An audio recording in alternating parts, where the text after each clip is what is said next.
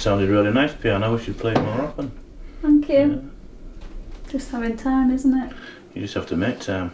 This is Dave. He's known as Diddy, and we're married. We live at work.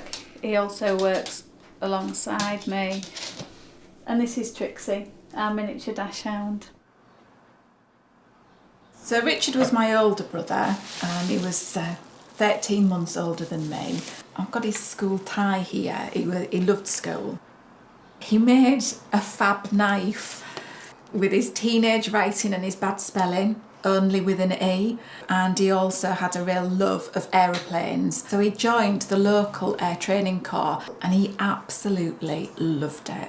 And actually at his funeral, we got all of the ATC cadets lined the drive of the crematorium to give him, I guess, a roll of honour, which was quite a sight to behold when you were a 14-year-old girl looking at all of this.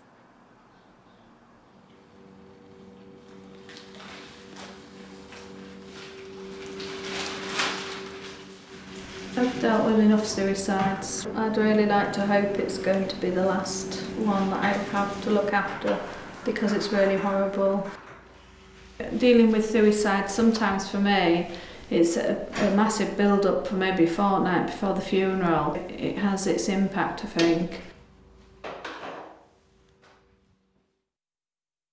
This next photograph is wrapped up, and it's wrapped up for a reason really, because it's the only photograph that we have of Richard as a 15-year-old.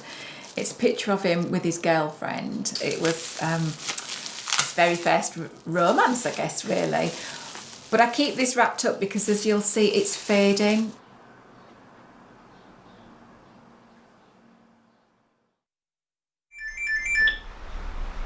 Good morning, Hayley Owen.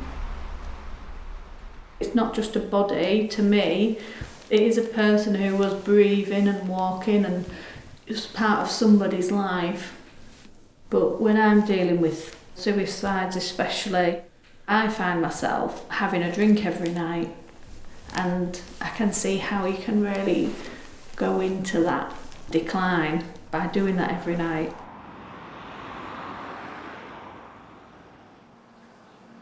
September 1981. I came back home from school that day, bounded upstairs, and unfortunately that's how I found that Richard had taken his own life. I was 14.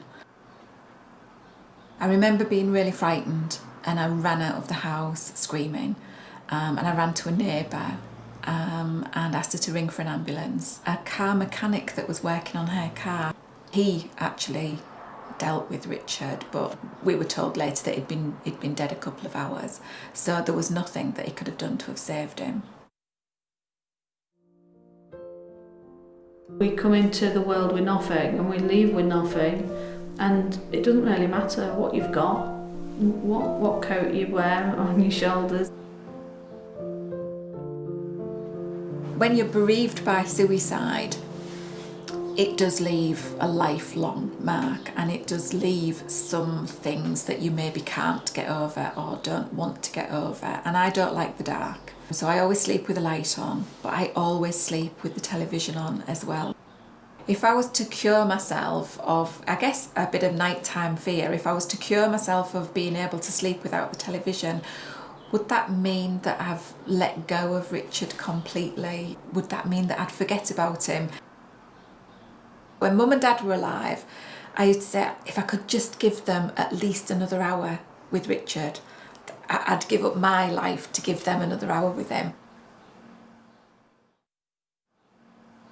It would be nice to, prevent somebody's death through suicide if we could possibly do that. Helping someone else, that would be a good place to start.